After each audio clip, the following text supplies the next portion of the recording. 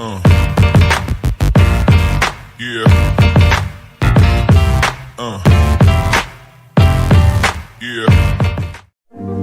How y'all feeling, man? WrestleTokMania night 2, we are live. Look at the brand new United States Champion, baby. Don't hurt him. I thought, I was gonna share the spotlight here with Mo, but unfortunately, Donney, he did fire Mo. Time to play the game. What's up? What's up? What's going on? Chat, talk to me. Talk to me. Did Donney win or lose last week? Let's just think about that for a second. Wait, did you not hear the announcer? You didn't career kill nobody. Mo packed you up last week. We want Mo.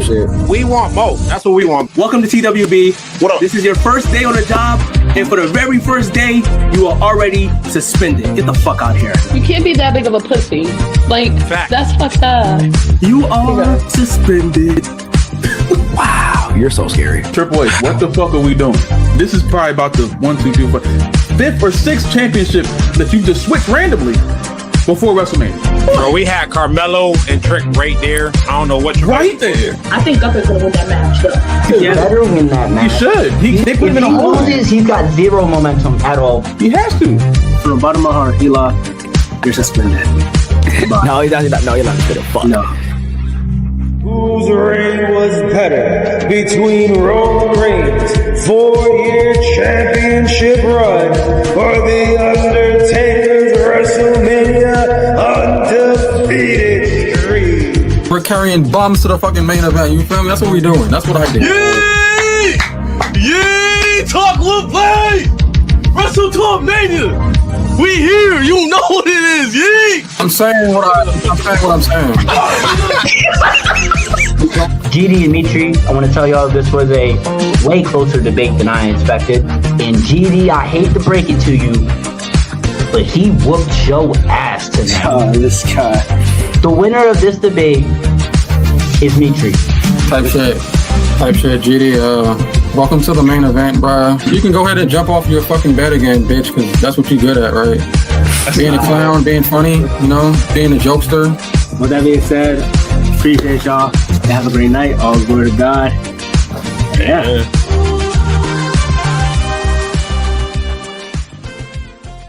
Hey, it's Chris Jericho. I just wanted to inform you guys about WrestleTokMania, the biggest Wrestle TikTok event of the year. Happening in Boston. 4 nights with all your favorite wrestling creators. Wow.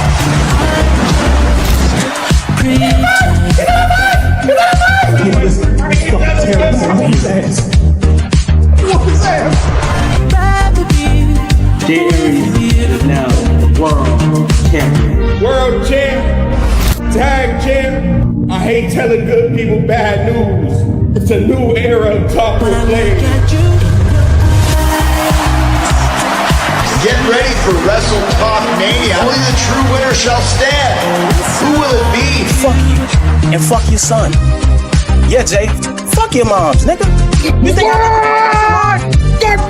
Find out at WrestleTokMania.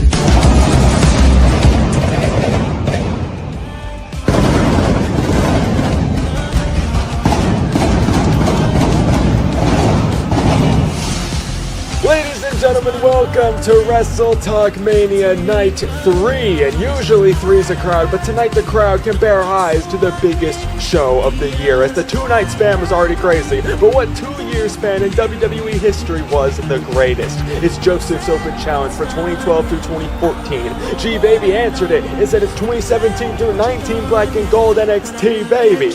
Will Joseph make doing his challenge, or is Gbaby stepping up to the plate, answering the call in the brightest lights? But we are nowhere near through with anything, as hopefully these two will be after a 3 Stages of Hell match on the 3rd night, because Rod was unable to compete on night 1.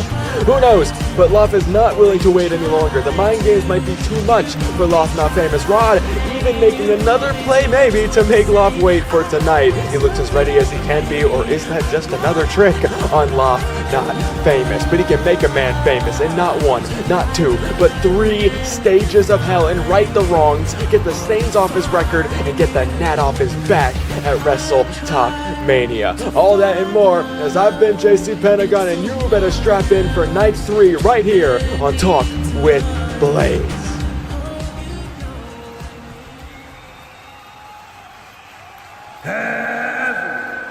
Please welcome to night 3 of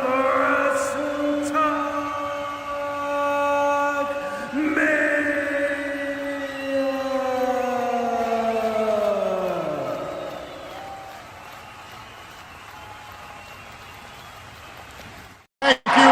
God bless you. May God continue to bless the United States of America.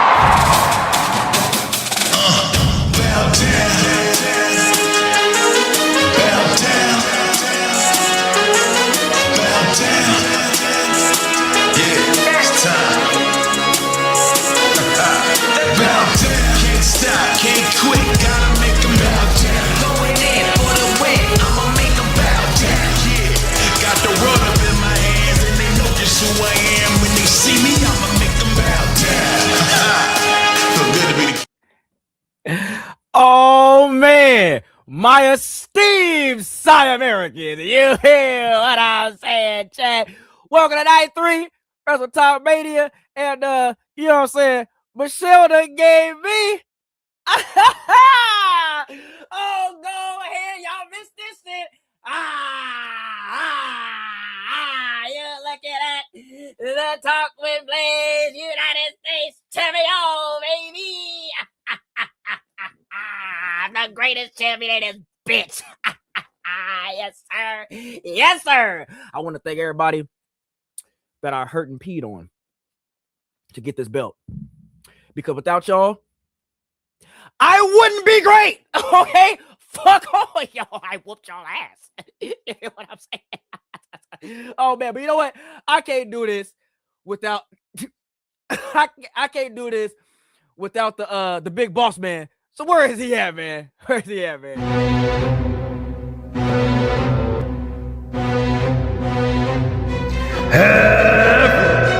Please welcome the host of Talk with Blaze in WrestleTokMania. He is the king of debates and the man who retired Mo from Brooklyn, New York, Donney Blaze.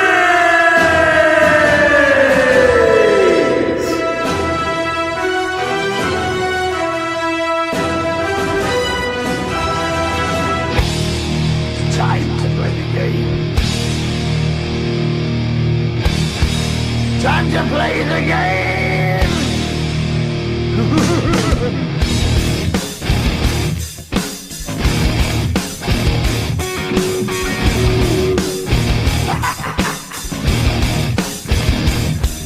It's all about the game and how you play it. All about control. And if you can take it, all about your debt. And if you can pay it, it's all about pain. And who's gonna make it? I am the game. You don't wanna play me. I am control. No way you can. Oh. Big boss man. Talk to me. Talk to me. What's up, brother? Oh, you're not a career killer, bro. My Harvard brother. Talk to me. What? Harvard. Harvard. Spell Harvard, please. Spell Harvard, please. You can't spell Harvard, gang. No, I'm seeing chest man running back. I'm seeing tomatoes. I'm seeing tomatoes, gang. Oh man, I'm definitely seeing in tomatoes. But yeah, I ain't gonna lie, bro. I ain't gonna lie, Wow. How you been, man? Donney don't duck. What are you talking about? Shit, man.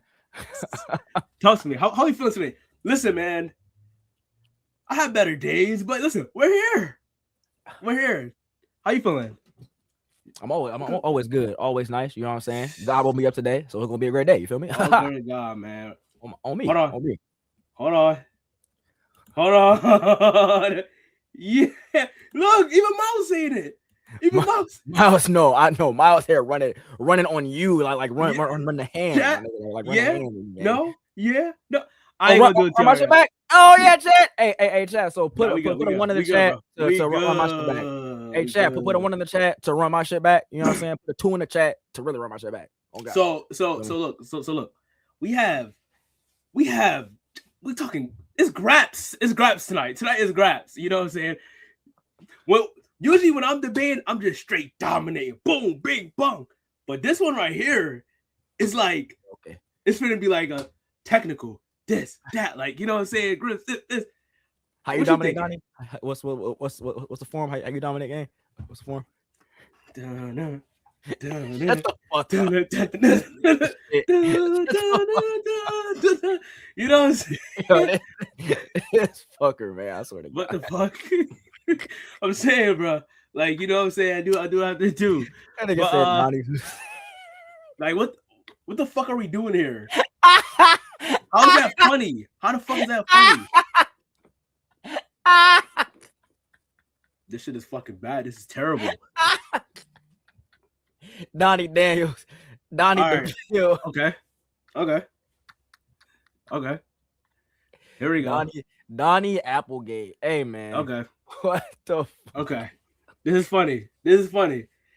AJ, why are you still going? And this guy's Siah, bro. Yes, sir. Run that Siah thing back. Oh, God. Right, we're not doing this. I already saw like hella ones in the chat. Okay, we're not doing this. So today we have Joseph versus Cornette. Nah, y'all wilding right now. Y'all wilding. Chill. Oh man, that's hilarious. Okay, that's actually jokes. Okay, so chat is spamming random ass names. We have Joseph Donnie McMahon is actually Gbaby. We have Joseph versus Gbaby about to happen. Siah, you will be judging this one right here. So I don't want to hear your perspective on like the topic. So the topic itself is the best 2-year span in WWE history. If I'm not mistaken, I think Joseph says it's 2012 to 2014. Yeah, that's an interesting time. And the Gbaby got like, I think like 2017 to 2019 NXT Black and Gold, if I'm not mistaken. Yeah. To me, both of them is wrong because the best era is the Triple H era, 2022 to 2024. But I'm interested to see how they debate that. Chat, before we bring them up, can y'all tell me what y'all think? What do y'all think is the best 2-year span? Best 2-year span in WWE history? 1950 to 1952. On God. Here we go. What's up, bro? What you mean? Okay. I asked him a question. He said, "Shut up, Donald." Wow, cool. Don't take him serious. Eat a Frank, Donney. The fuck! I can't answer my question. We think Donney is a bum. That's what we think. Fuck y'all. Oh, Triple H era didn't start to 2024. That is a lie. It started in 2022.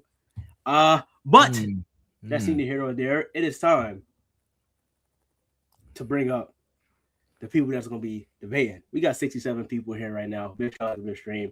It is time to get down to the graps, man. Let's go.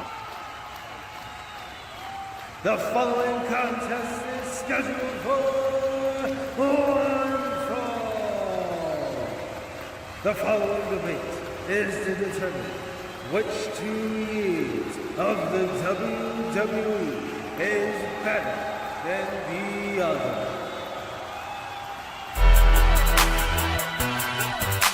Introducing first, arguing for the years of 2012 through 2014 from the south side of Chicago,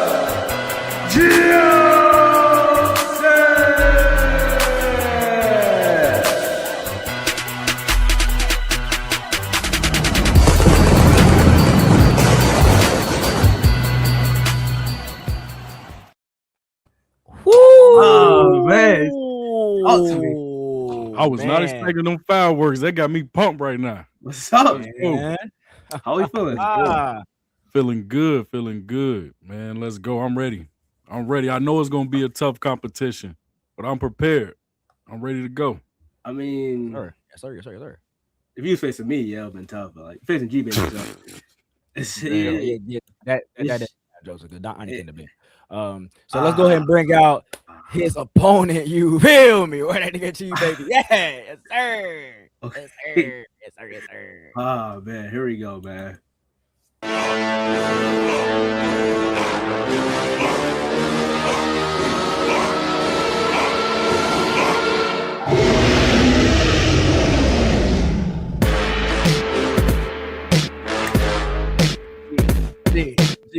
Okay, what the ad-libs that? What the ad-libs?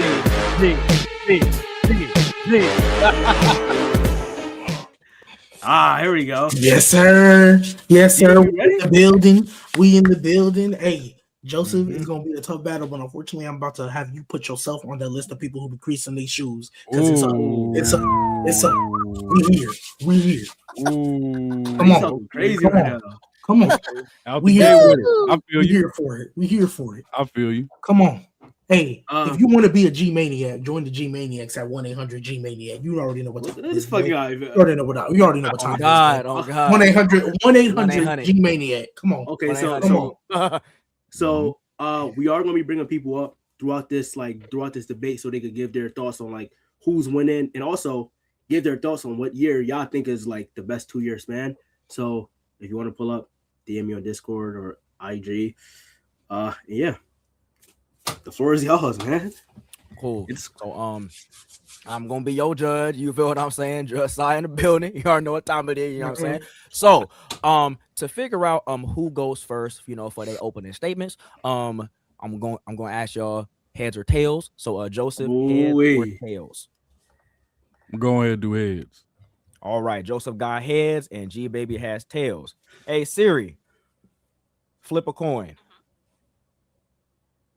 It's heads. So Joseph, go ahead and start with your opening statement. Go ahead.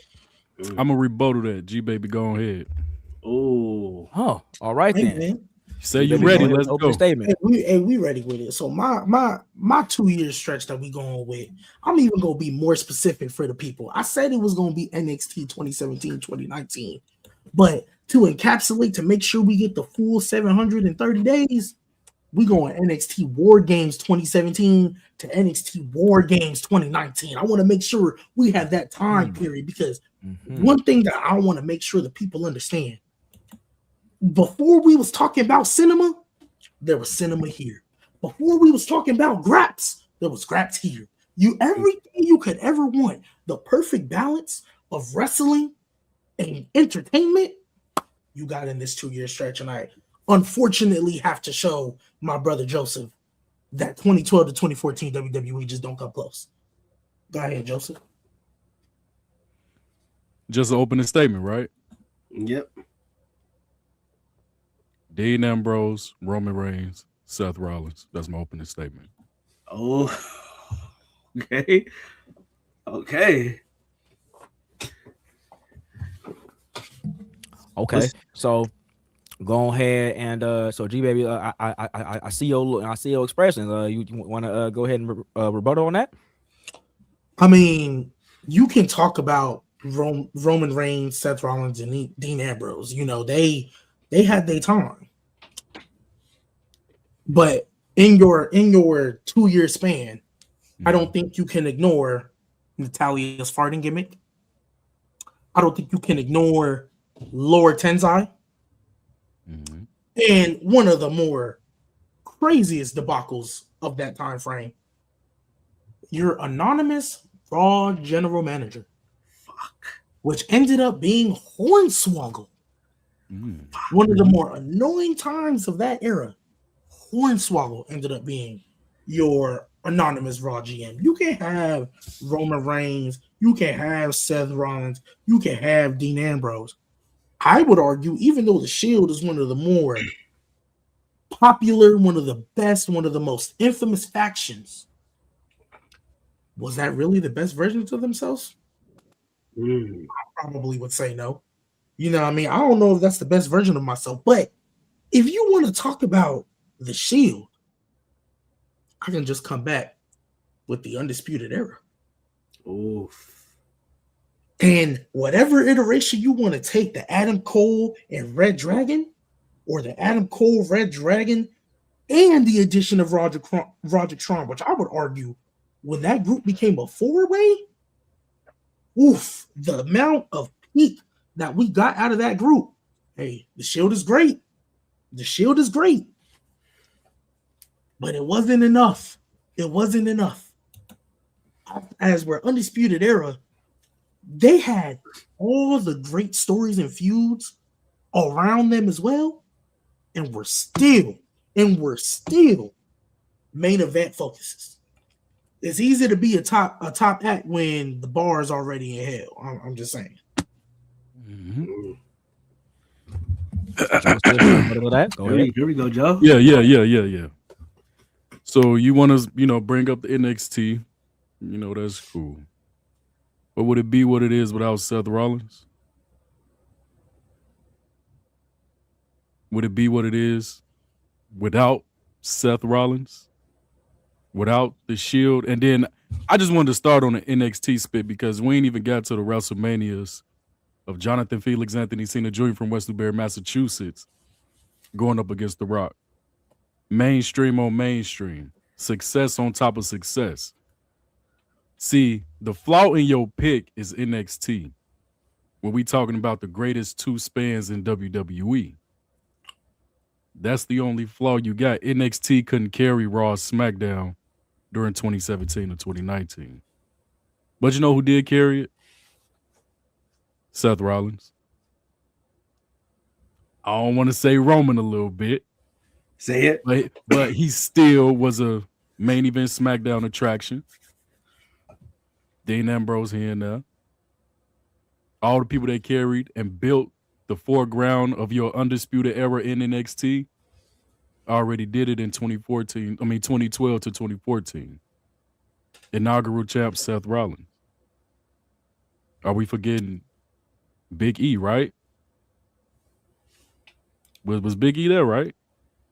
Was Big E NXT champion? He was.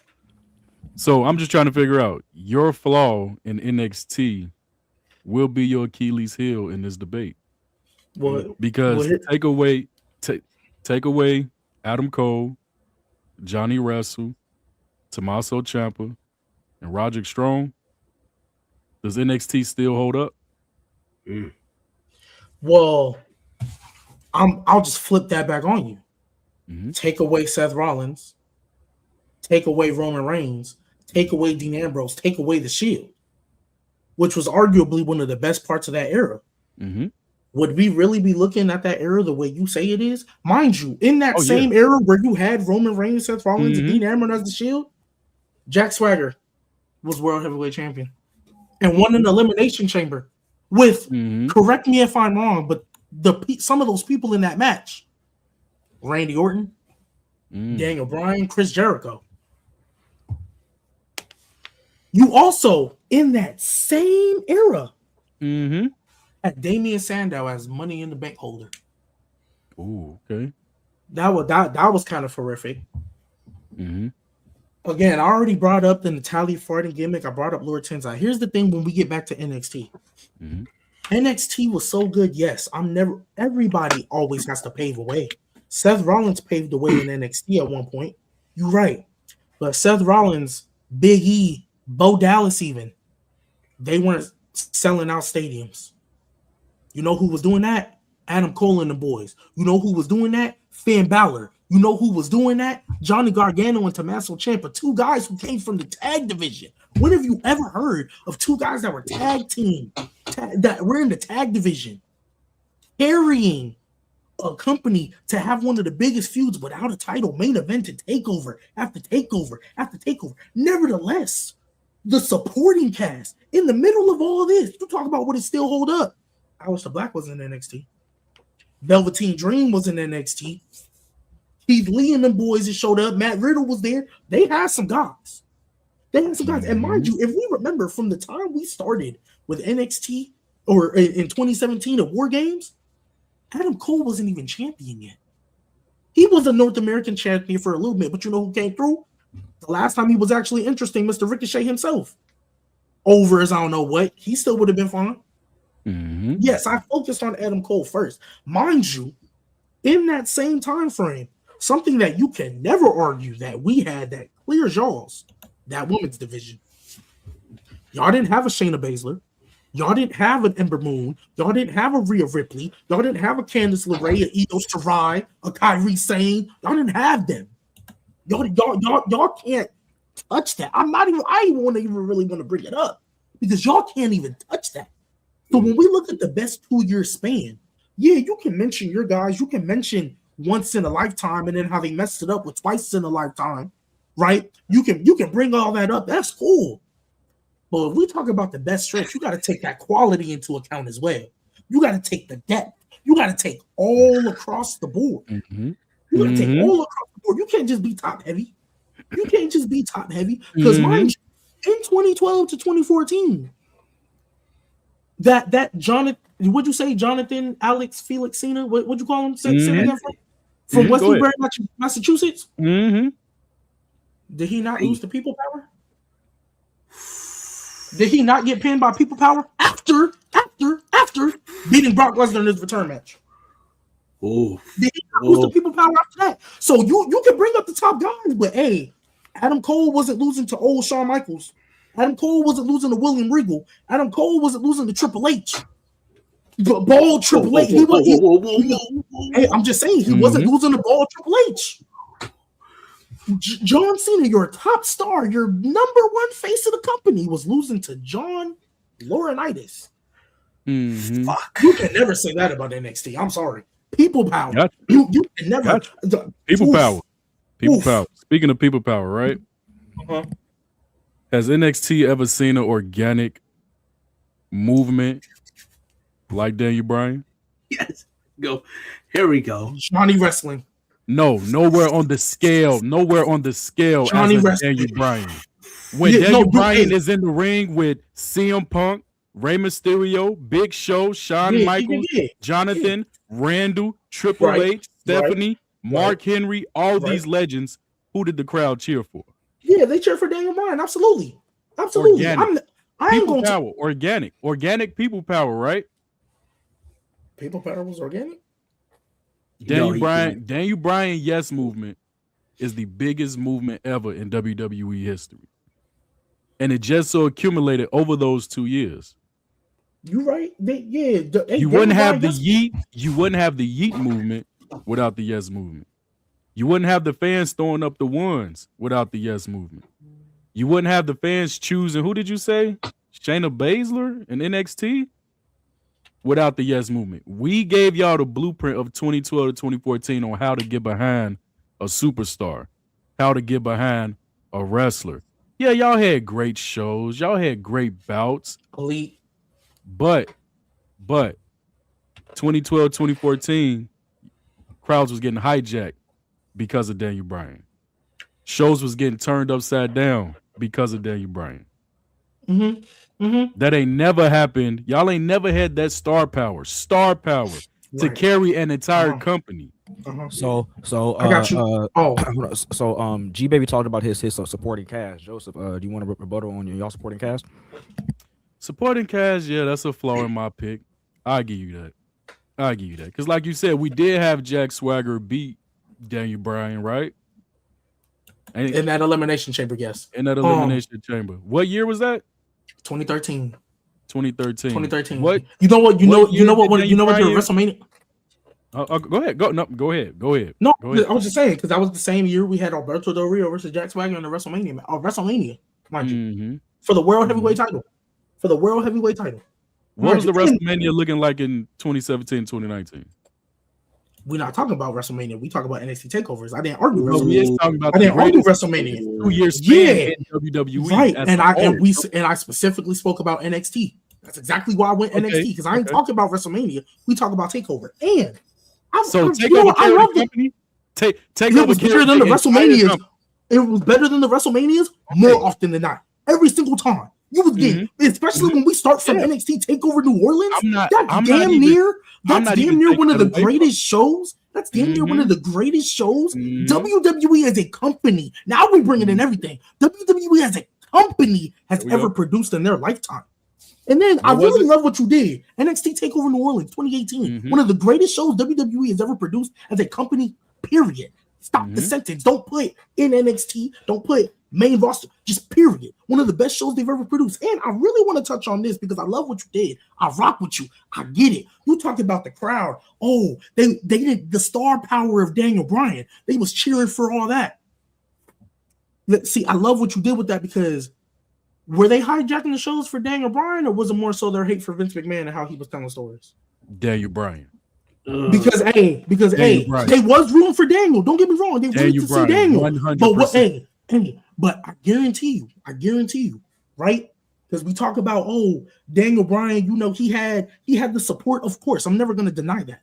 But it was also in combination of Vince McMahon's horrible storytelling and his consistent need to put people over Daniel Bryan. If we really want to go there, the only reason he got the spot he was in the first place is because CM Punk walked out. If we really want to go there, if CM Punk doesn't walk out, Daniel Bryan ain't doing nothing in the main event of WrestleMania. You believe that?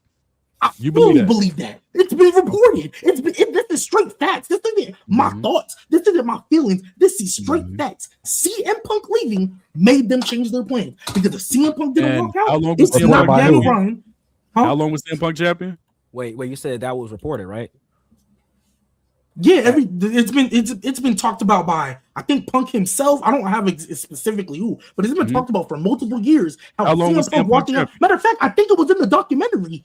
I forget the exact name of the title, so I can't give you that. But I'm almost positive it was spoken on WWE programming that CM Punk walking out forced them to change their plans. But how long was CM Punk champion? 434 days. What years did that cover? 2012 to 2014. Yeah.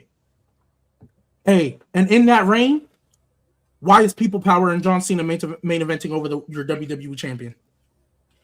Why is that main eventing a pay-per-view? So they didn't even treat their champion like a top champion, unless he was in the ring with John Cena. You had People Power and John Cena main eventing over him. So yeah, we all know CM Punk should have been handled way better. I'm not going to disagree with that at all. But if we just look at what it was, CM Punk was good. CM Punk was great, right? People Power was main eventing over here. John Laurinaitis has a pay-per-view main event over your WWE champion. Okay, John Laurinaitis was also shitting on people's heads, but we ain't gonna go there. We ain't gonna go there. So you mean to tell me you really think the NXT 2017 to 2019? Yes, we all know great match quality, right? Grappling on top of graps on top of graps. But you're choosing that over Cena versus Rock. Yeah. Yes. Daniel Bryan accumulating the yes movement. That freaky ass Viking beating the Undertaker streak. You choosing mainstream success that carried a company through what? Transferring from one era to another. The 2012-2014 was a bridge. You choosing the NXT era over that. Yes, because when I look at the total of 2012 to 2014, yes, you had your great moments. You had Daniel Bryan. You had John Cena. You can have those moments, but but there was so much bad that followed it as well. Brock Lesnar taking the streak from the Undertaker is still debated today. It was a shocking moment, but it's still debated today whether or not that was good or bad. But it's still debated today. It should have been Brock. Wait, it's also on that same card, and it's debatable, but that doesn't mean it's automatically great. It's debatable because some people think it was one of the worst decisions they could have made on that same show. John Cena once again going over a talent that he shouldn't in Bray Wyatt. That same show. And when I look at the quality that NXT gave me, the quality of NXT gave me all across the board. That's what I'm doing. I'm not looking at the high spots because there was so much bad in between that you did it. The shows were sometimes unwatchable, but you got those little moments that in hindsight might make you forget about all the bad. NXT during this time was giving you great after great after great after great after great with hardly any misses. Hardly any misses. So I'm going to look at the quality of that. I'm going to look at if you encapsulate the tag team division. Undisputed Era versus Mustache Mountain is one of the greatest tag team matches we've ever seen. I even vividly remember Undisputed Era versus the Oni Larkin and the Danny Burks that going in nobody cared about. And then they had the match and we were all standing ovation. I don't need to go into Johnny Gargano versus Tommaso Ciampa. I don't need to go into Johnny Gargano versus Andre Cien Almas. I don't need to go into Johnny Gargano versus Adam Cole, because those are the ones that stick in our brain. But the War Games matches alone, Undisputed Era in back-to-back War Games, establishing their dominance. Then when the women get added, we have the Bianca Belairs, we have the Rhea Ripley towards the tail end, we have the constant evaluation where everybody almost felt important. There was hardly any jobbers. Yes, you had your jobbers because you need people to lose to. However, there was so much more quality where you could look down the division and be like, oh, if they won the titles, wouldn't even be mad. They've been built up enough for it. There was times in your main rosters, especially in the mid card, they didn't care about them titles. If it wasn't John Cena and for a later half maybe CM Punk or The Rock, they wasn't caring that much. They cared about what's Undertaker's Mania match. They cared about the moments. I'll give you that. They cared about the moments. They cared about the Undertaker moment, the Daniel Bryan moment, once in a lifetime, twice in a lifetime, right? And luckily for you, even though CM Punk was champion at the time during 2012, 2014, they weren't pushing him like the main attraction of the show. He was always looked at as number 2. Okay. By being made, like, there should be no reason your WWE champion is taking a back seat to people power. That's never happened. But you know what? If there was a time where a champion, your world champion, wasn't being pushed in the main event of NXT TakeOver, it's because you had a blood feud like Johnny Gargano and Tommaso Ciampa. It's because you had an elite feud of the tag titles that were going on with Undisputed Era. When Roderick Strong finally turned, Adam Cole being the inaugural North American champion, and you still have they made Lars Sullivan look like a credible threat at one point until he freaking whiffed on that black mask. That's the type of quality you got. The development. It wasn't just match quality. You got character quality. You got what's it called? Not only character quality, but the fact that everybody in the depth that you got, not just in one roster. Because sometimes in WWE, the main event might be good, but then the mid card is mid, and the tag team is kind of okay. You never really got them all looking great at the same time. And mind you, this is around a show that we're giving you 5 matches on PLEs or pay-per-views that wasn't even once a month. It wasn't even once a month. It was like Okay. Hold on, wait. I just want to. I'm gonna just go ahead. I gotta let him get it out because he is making some valid points, but at the same time, we still are talking about the betterment of an entire company. That's why I say it's gonna be your Achilles heel. Because as much as good as those Undisputed was, they wasn't carrying the entire company. They wasn't hitting mainstream. You still got wrestling fans to this day who haven't even watched those NXTs. But I'll guarantee you, wrestling fans know about Undertaker versus Shawn Michaels, right? Of course. Okay. They know about CM Punk versus John Cena, right? Yeah. They know about Daniel Bryan versus Batista versus Randy Orton, right? Of course. They know about who was it? The Rhodes brothers going up against the Shield, right? Yeah. One of the most emotional stories. The better the entire company, not just NXT. That's why I say it's gonna be your Achilles heel, G. Because we still got to understand, as much as a blood fuel Johnny Gargano and Tommaso Ciampa was having, that shit happened on what, Wednesdays? What about Mondays? What about Fridays? What about the occasional premium live events, pay-per-views, John Cena versus CM Punk in 2013? And again, them Mondays and Fridays weren't looking close to Wednesdays. Mondays and Fridays were like, oh, I gotta snooze through this. It wasn't looking close. Hold on, wait. It was almost missable. It wasn't looking close. But when have you ever heard of somebody saying, "Oh yeah, NXT is the best thing going on right now"? The average times. The average watcher is not watching NXT. Why you think they got to bring people up to a whole new theme music, whole new character development? They just start being able to transition their talent. But that's not for the banks. But it's not for what? Them bringing up and changing everything that made them great is not for the betterment of the company, because all them call-ups that we talk about, every time they mess them up and change what the character is, they're worse off for it. Bobby Roode. That's what I'm trying to explain. That's what I'm trying to explain to you. So if NXT, they did their thing with Undisputed Era, when was it able to transition to carry a company? Tommaso Ciampa, where's he at now? Johnny Gargano playing sleep, being cursed. Right. Where are they at now? They carried a show. They carried a day. They never carried the company. They never transitioned. But yes, John Cena was a star. He was made before 2012. So yes, there were stars that were made before 2012 to 2014 that were going to carry that company. But you talk about it made WWE better. WWE if for a lot of people's eyes, even in that time frame, still to get better. And if anything, was on its way to being worse because eventually we got to hit 2018 and 2019 WWE. We had to get 2012 to 2014 first. Yes, you had your moments, but then after Daniel Bryan won, what they do with him? Yeah, they gave you the moment, but they didn't follow through. And NXT might not have made NXT. But I like how you keep saying Daniel Bryan. Twice in a lifetime, it's still to this day talked about how it wasn't needed. Brock Lesnar beating the streak is still talked about how it's not needed. I like that. But while NXT was doing their takeovers, who was carrying the Mondays and the Fridays? Seth Rollins, Roman Reigns, Dean Ambrose. Yes, they was carrying it to the best of their ability. Yeah, booking fucked up. Yeah, we can understand that. Can you not say that? It was still carrying the namesake of WWE even after the 2012 to 2014 years. They still carrying that company off storylines that took place over a decade ago. There is no storylines taking place from the NXT TakeOver era that's carrying the company still to this day. And since you want to talk about the Shield one, I'll give you that one Shield one for sure. I will never discredit the fact that they were able to make that work much later when Roman Reigns became the tribal chief and how they tied that in. For sure, right? But you talk about how these guys were making WWE better and carrying WWE. They might have been the top stars in WWE, but that don't mean they was making it better. WWE was still looked at as, what are we doing? Yeah, you might give me the moments, but it's all good. And with NXT was so good. NXT was so perfectly built. Mm-hmm. They might not have carried WWE, but they definitely changed wrestling.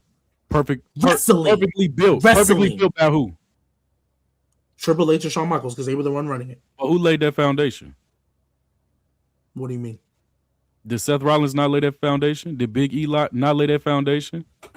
They started it. Yeah, I mean they started it, but that doesn't mean you can start something and still not be one of the main. Like I would argue NXT. Understandable. Yeah, I would argue NXT. They started. They were there first. They were there first. I will give you that. They were there first.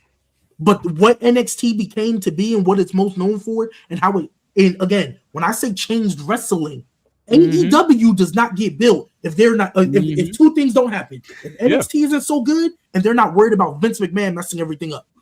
If those two things aren't happen, AEW doesn't happen. But it's because they saw the potential of what NXT was. They saw NXT and said, "Wow, we can have really great wrestling matches and be still entertainment at the same time."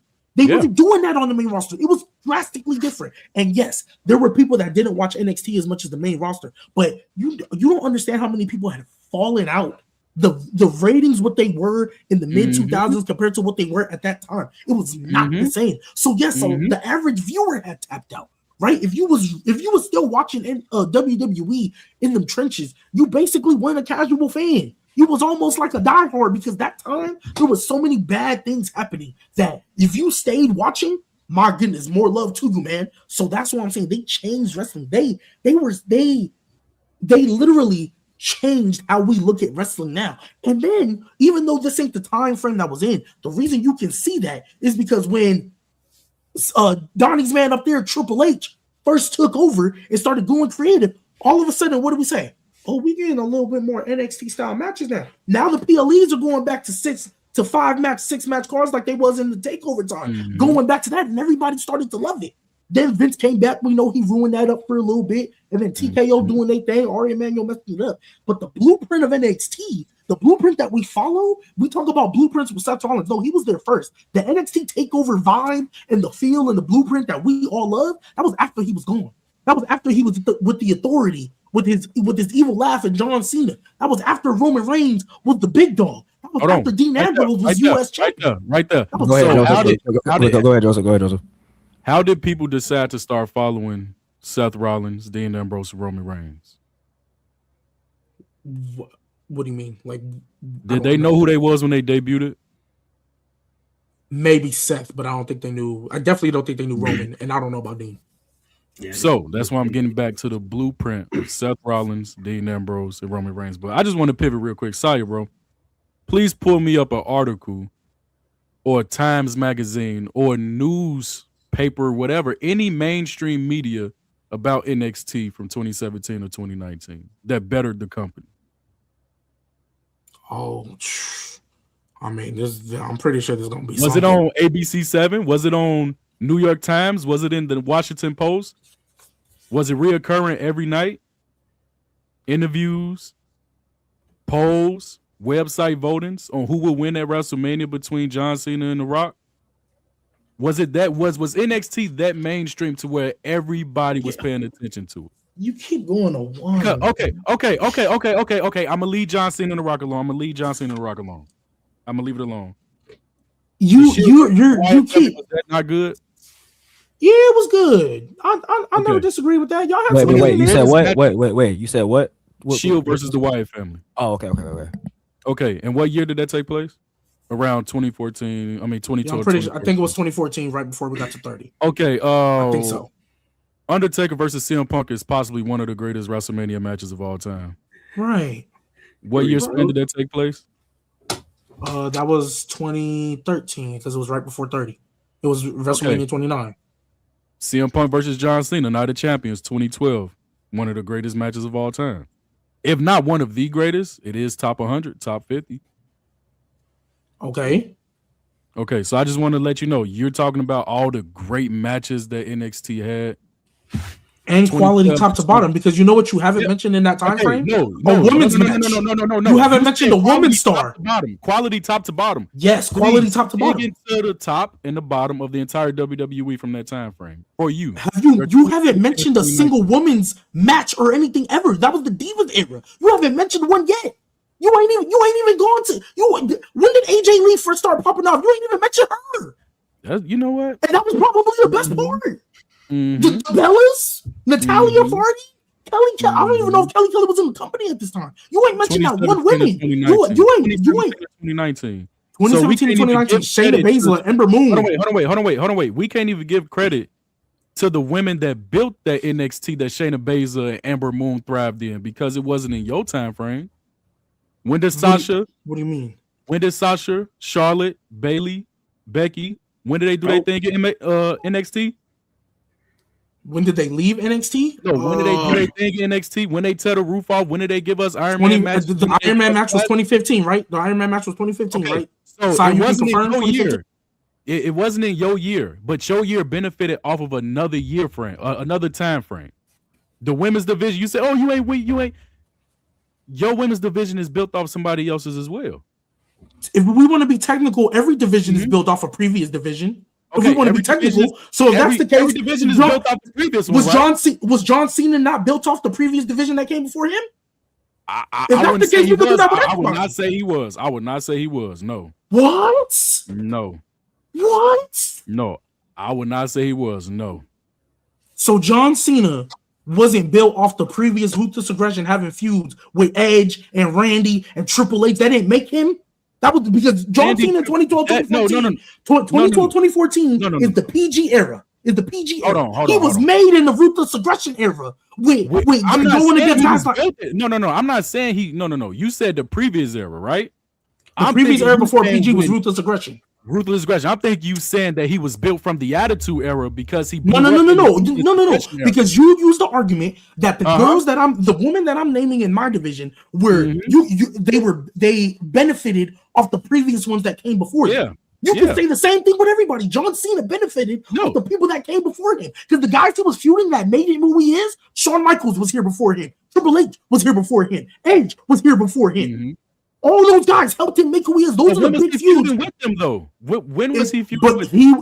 I'm saying he got made in the previous time before we talk about. So you're talking about Johnson. You brought up John Cena versus The Rock. No, listen. You brought up John Cena versus The Rock in 2012, 2013. That is that's your big money marquee, the one that everybody talked about. I'm assuming that's why you brought up the article. But when you bring up, these women that were so good, they benefited off of the Iron Woman matches in 2015. John Cena doesn't have that match with The Rock. If everything that happened before doesn't happen to him, if he's not beating Triple H at WrestleMania and Shawn Michaels and having an all-time feud with Edge, he's not John Cena. That doesn't happen. That's where you wrong. That's where you're wrong, bro. You think John Cena would be who he is if he's not beating Triple H and Shawn Michaels at WrestleMania? I do want to get down to the criticalness of the year of the era before, right? Like how you said, I benefit from saying, oh, the era before built that platform. Yes. The era before John Cena, when he debuted in 2002, up until 2006 or 7 when he won his first WWE championship, he wasn't feuding with Triple H during that time. During from him going into tight neon shorts to the Dr. Thugonomics, he wasn't feuding with Triple H or Shawn Michaels. He had to work up to that. But your era, the era that you talked about, because we're staying with our eras. You talk about 2012, 2014. I'm talking 2017, 2019. You said I can't. The women that grew up in my era that I mentioned, we can't even really talk about the Sasha. We can't even really talk about them because they got built off of the women that came before, right? So John Cena in 2012, 2014, in that time frame, is it John Cena if he's not built off of the people that came before? No, I understand. No, I understand that completely. I just wanted to get down and make sure we understand that it's certain criticalness when it comes to John Cena, but he's beyond. We getting off track here. We getting off track. That's my apologies. My bad. So let's talk about the end of an era match. When did that take place? Was that at 30? So was that at 30? 2014? No, that was 28. Oh, 28. Okay, so 2012. Yeah, one of the greatest matches of all time. Again, you're giving me moments. Okay, so if I'm giving you moments, you're giving me moments because you keep talking about the blood feud between Johnny Gargano and Tommaso Ciampa. You keep spanned over the course of a year. Or more than that, actually. That spanned over the course of more than a year. And mind you, look, even if I don't even have to just give you moments because I've given you feuds that have happened. I've given you feuds that have taken place. Adam Cole versus Ricochet, that happened, and then he following up. I think right before that he was dealing with Aleister Black. Velveteen Dreams Ascension. Am I not giving you feuds as well, bro? Did I not say end of an era? End of an era started. End of an era started. What year after their last match in like January, February? Other than that, they didn't talk to each other. Johnny Gargano and Tommaso Ciampa was consistently told on TV. Consistently, the Drew McIntyre, his return, his ascension. Andrade Cien Almas, his ascension. And then you got the mid-card guys coming in like Matt Riddle's ascension and Keith Lee and all these other boys. And then the women's division, if you want to go there, Ember Moon, Kairi Sane, go A. I talk about this match all the time. I want everybody right now, when they get off of this stream, I want y'all to go watch Candice LeRae versus Io Shirai. Not even for a title, not even the main program. And it's still one of the greatest women's matches we've seen. Still talked about today as one of the best matches we've seen. And that was the spin-off feud from the women's world title. They had to work with less and still gave you way more. They didn't have the luxury of being able to build up 2 stars on 2 different shows. WWE had 2 different shows of 2 hours or 3 hours and still struggled to consistently build up people. As much as you say I'm giving you moments, you're giving me even more exclusive. The character development of Io Shirai.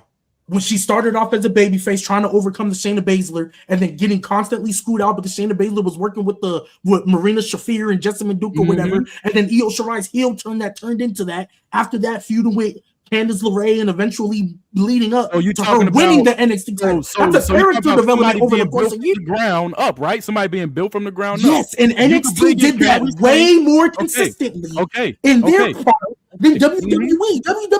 If you could keep bringing up the same stars. All right, I don't want to say it's being hypocritical, but you're talking about how Daniel Bryan being brought up organically is a big moment, but you can't compare it to Kairi Sane being brought up organically. I didn't say you couldn't compare it. So let me make sure I clarify right now.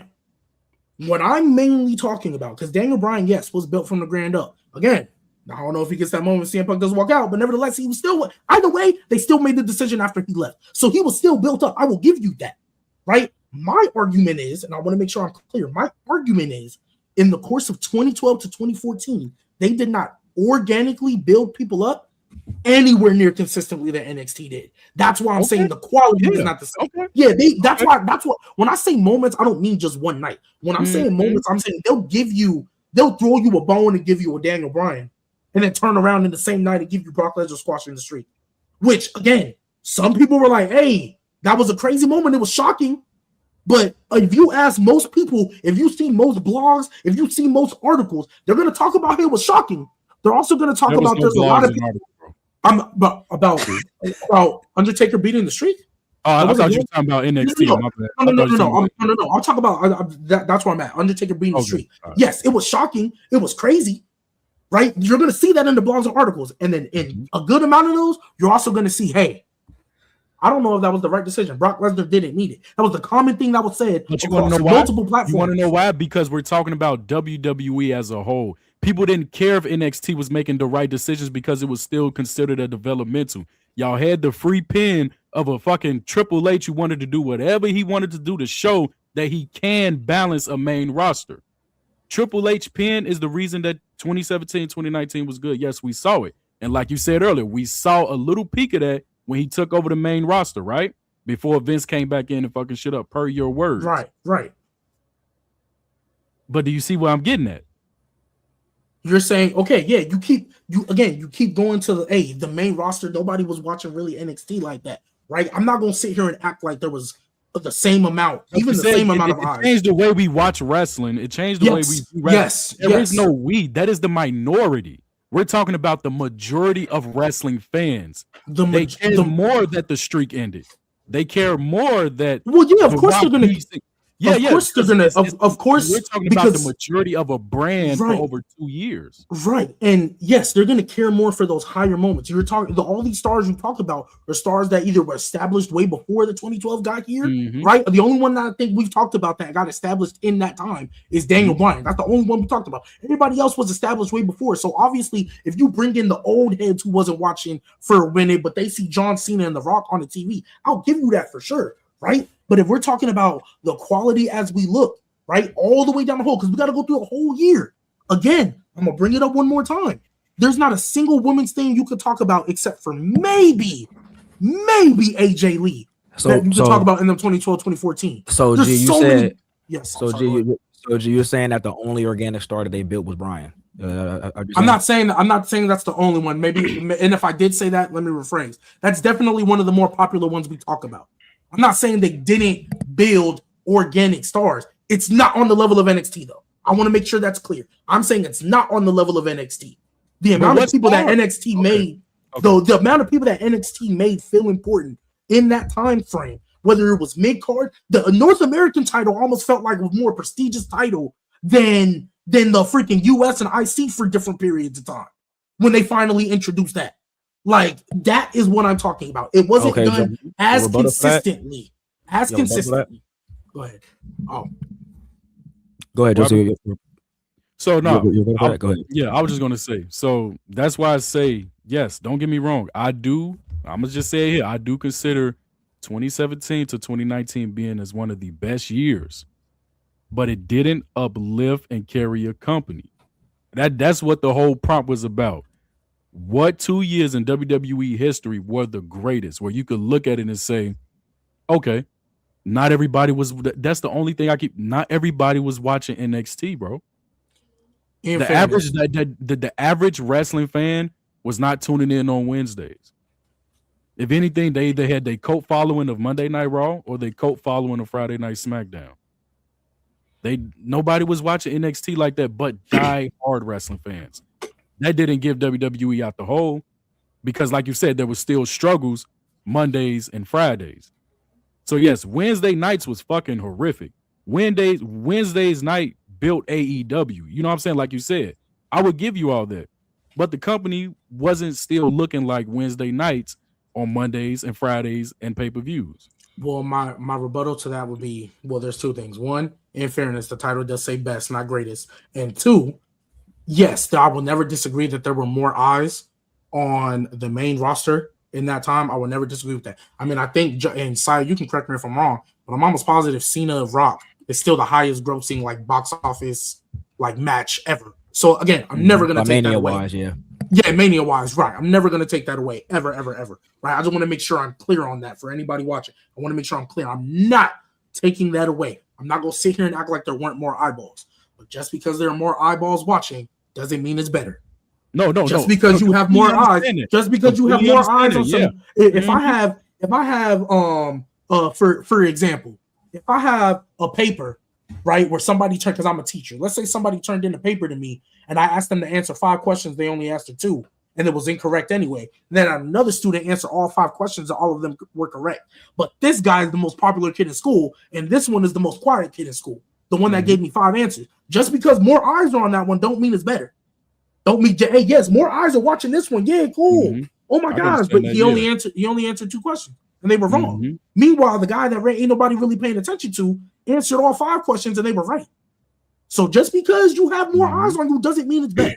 No, I just want to be clear. Yeah, and that's what, and if you look at quality all across the board, the PLEs they was putting out, because mind you, even though it wasn't every month, they was filling in seats in the arenas, the same arenas that WWE was booking, except for the WrestleManias, because the WrestleManias were at stadiums. And NXT, not to my knowledge, Siah, you can correct me, I don't think NXT has ever booked a stadium in that time period, like a football stadium where you can fit 80,000. They never have. But in the regular PLEs that everybody was doing, right, where it was like a Backlash or a Night of Champions, them type of arenas, NXT was packing the shows just the same.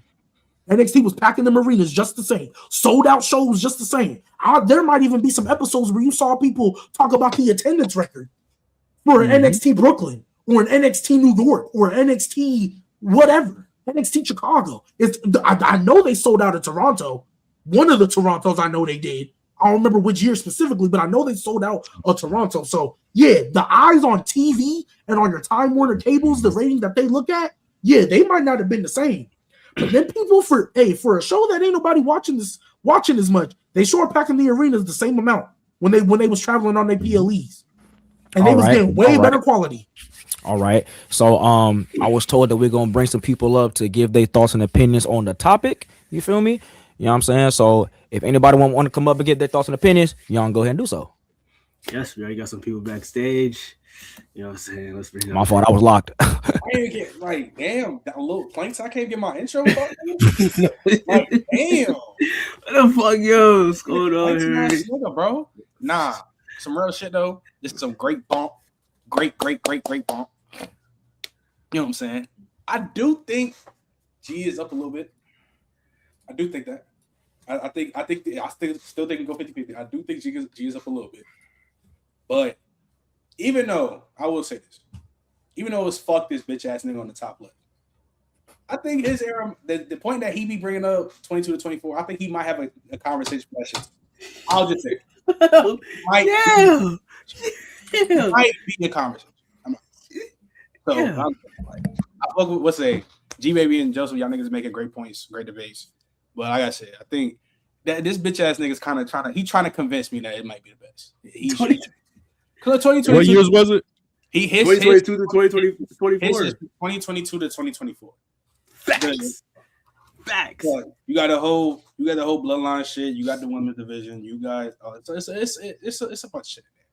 But like I said, I got G up a little bit. I ain't trying to say too much, but like I said, I got G up a little bit. I think it's a great debate right now.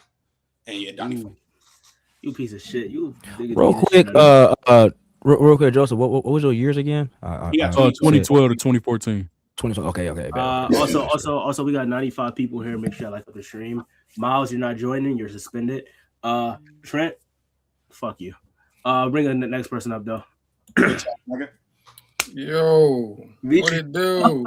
Talk with Blaze with this bitch. You know, Trent, fuck you, bitch.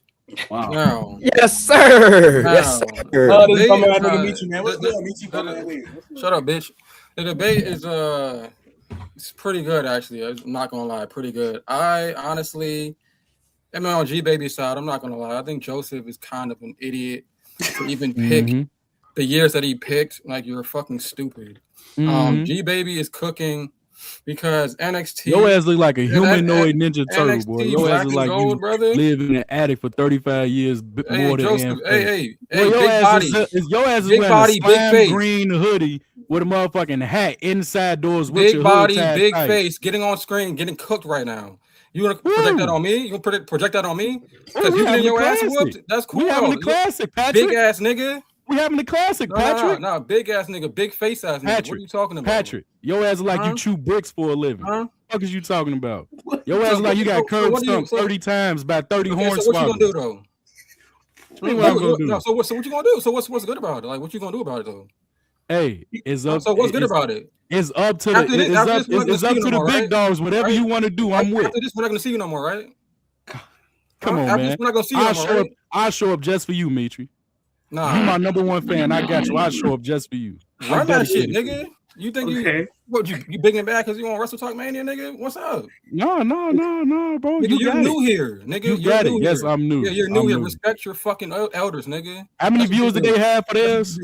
That's what you do. What? Logistics.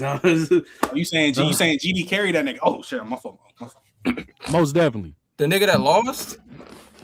You saying you need a bigger draw? Make that make sense. I mean, hey, where's he lost, at? hey. Where is he though? He's not here. He asked me to come up here, right? Shit, man. He asked me to Shit, come here man. to help your fucking show, right? Your fucking Shit. debate. Here to help your debate, bitch. Mitry. Yeah. Mitry. Yeah, because you put niggas to sleep, nigga. Mitry. So he asked me to come up here to give the viewers something to see. All right, can we bring more people up? Like, because this debate is interested, is going crazy. I just want to get everybody like perspective on this debate, their thoughts and stuff like that on the topic. So let's bring the next person up, man.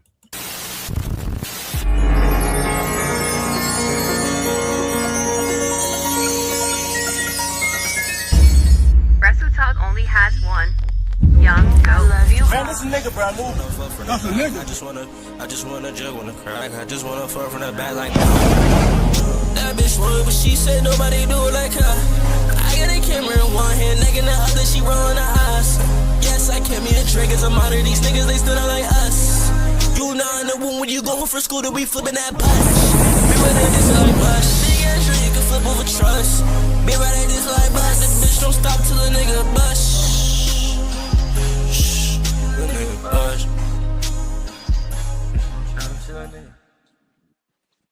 Bitch, don't stop till a nigga buzz. Mitry, you up here bothering our guests, nigga. You a bitch. Shut the fuck up, nigga. Bothering niggas, ugly ass nigga, stupid ass nigga. I'll stop the hat off you. Tired of you, bitch, old ass nigga. Shut the fuck up, please, nigga. Please, bro, please. The last time this nigga was on screen, we whooped his ass, bro. Please go on somewhere, stop please. Mitry, please go on somewhere, don't stop till a nigga. You heard the theme song, yeah, bitch. Don't stop till a nigga bust. Bro, please. Till a nigga. The last time he was on screen, nigga was whooped her ass. I mean, bro, when he said bust. Whooped her ass. And then he left the show to do whatever the fuck he was doing. Okay. All right, Kaiibe. What do you think about this topic? Who do you think is winning so far? What you thinking? I think Mitry a hoe. He's a bitch. He old. I don't think he need to be on Talk Blaze no more. He just need to go in that retirement home. He old as shit. Okay. But if I had to, the debate's been good, bro. I like seeing two powerhouses fuck. You're not going for that, Mitry. I ain't gonna lie. I like seeing that. You like seeing what? I like seeing two powerhouses just fuck. Oh, go back and forth, bro. That shit. It reminds me of like Trent and Jay. All right, this is what you allowing? Because you know how Trent, bro. You know how Jay fat as fuck, just fat, bro. Is like them arguments. Bro, they're giving me flashbacks, bro. That shit fire. Did you see that twice?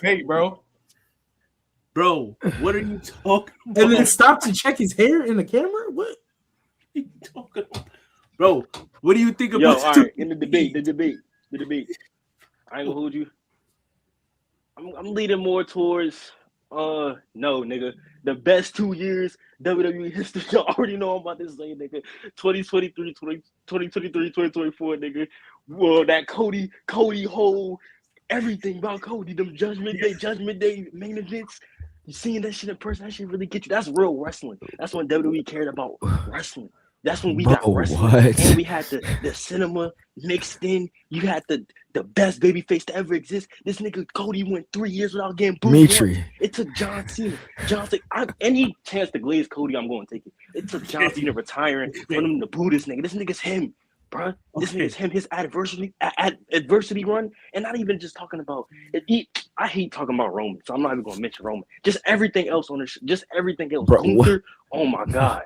Okay. Just thinking about 2023. Okay. Oh, what the fuck? What you doing? All right, that's enough for this nigga, bro. All right, that's enough for this nigga, bro. What the fuck? All right, this nigga is wild. I'm sorry, bro. This nigga is wild. Yo, I ain't gonna lie, that little nigga, bro, that little nigga's hilarious. But I ain't gonna lie to him. Mitry, that nigga come for you. Shit. Okay. I beat this nigga already, but I'm tired of that nigga. No, Trent, final words, because we're about to get back into Yeah, this shit continue to good bump. This shit great. No cap. Let's say all the people that's in the stream, if you new here, like, sub, you know what I'm saying? Nah, this is great bump. I'm just great the most, bro. I ain't gonna lie. But you're live. Get the job done, nigga. Okay. Oh man. Shout out. Fuck you. I'll see y'all niggas next week. I'm about to get my gold back, nigga. You're a piece of shit. All right. Mitry, final words. NXT Black and Gold is quality wise watches 2012 to 2014. I mean, you had CM Punk have a great title reign, and then you had The Rock come in, steal his title, and steal his main event. Good job. You love that, right? You fucking bozo. Now, that's it. And then we can run that shit whenever, nigga. Watch your mouth when you talking to me. Man, he talking to you, Joseph. He called you a bitch. I ain't gonna lie. Your ass spelled WrestleTokMania wrong in your name. Fuck is you talking about? Watch your mouth. Your ass put Rited Latuko. What the fuck is you talking about? Where's the S? We're not in school. It could be a spell check, but that don't save you from the ass whooping I can give you, bitch. All right, bro. We can worry about the words. Your tongue the same color as your jacket, freaky man. It don't matter. Freaky man, your tongue the same color as your jacket. Shout out Mitry. All right, Gbaby, Joseph, get back to y'all graps. Do y'all thing, man. We had to bring some people up, but do y'all thing, man. Nah, it's all good. Go ahead, Joseph. Man, I'll be honest with you, Gbaby. I don't know if this is gonna hurt the outcome of this debate, but you're right. You're right about the women's division. I ain't even gonna hold you, bro. I'm a man. I'm a fair man. I'm a nigga. I'm gonna accept notches in my belt when it need to be. Natalia farting is fucking crazy. Yeah, the Divas era is fucking ass, but you know. Natalia farting is fucking diabolical, G. I ain't gonna hold you. So diabolical. Okay. So that's the only thing why I'm really focusing on the quality aspect, because with all these moments that should be like an amazing time, we got John Cena versus The Rock, Daniel Bryan, like the best underdog story they've ever told, arguably. You got like obviously we had Stone Cold dealing with the McMahons, but we wasn't looking at Stone Cold like no underdog. Daniel Bryan was a true underdog, overcoming Triple H and the Batista, basically all of Evolution. One of the greatest groups ever. When we look at those moments, we should be looking at that period of time like, man, we was really. Hey, Shiota, don't ever call me a slur ever again, Shiota. I ain't gonna lie. But go ahead. We should be looking at those moments as, man, like them 2 years, 22 to 2014, man, what a time. Yeah. And then you look back and you go deeper. And it's Natalia farting, it's the inconsistency of the Divas division, right? And then when I look at NXT, even though they weren't doing pay-per-views every single month, right? And even if we ain't even got to look at WWE pay-per-views every single month. We can just look at like a totality of every 3. If we just look at totality, they wasn't giving you banger after banger. From NXT TakeOver New Orleans 2018 to NXT TakeOver Toronto, or I think War Games was the last one in 2019. From those on, the only one that you could probably look at and be like, that was all right, was the Toronto one. But even then, it was still a great pay-per-view. New Orleans, elite. Chicago 2, elite. Brooklyn 4, Phoenix, New York, TakeOver 25, War Games 2. They even gave you the best War Games ever with a returning Kevin Owens. In the middle of that, you had the Keith Lee Donovan Dijak feud. That it was just like, when we talk about big meaty men slapping me. Yes, Big E with big meaty man slapping me. That's what that Big E, yeah. That's what it was. What's with the confusing faces? Was she Big E? Like just me. When I talk about quality, in case people need to understand the deeper definition of what I mean, I'm looking at when I can watch a women's division, a tag team division, a mid card, and a world heavyweight scene. Because at the time, women's mid card titles didn't exist. So when I look at all 4 of those, I look at going each one of your division, and I see how well you build up these stars, how well you continuously sustain what you built. Because WWE at the time, they did a great job building you up. They get you there, and then it would just kind of fall flat later. when I look at how well they were able to keep these stars consistently important, I mean, shoot, Adam Cole went, I think since his debut 2 years before he finally won the NXT title, and he felt like the biggest deal on that show for 85% of that time before he won it. The only time he really did it is when Johnny Gargano and Tommaso Ciampa were in the thick of everything. Like even though Adam Cole got put in the slot because Tommaso Ciampa wasn't hurt, I fully believe because of how over Adam Cole was, he was gonna win that title at Takeover 25 anyway.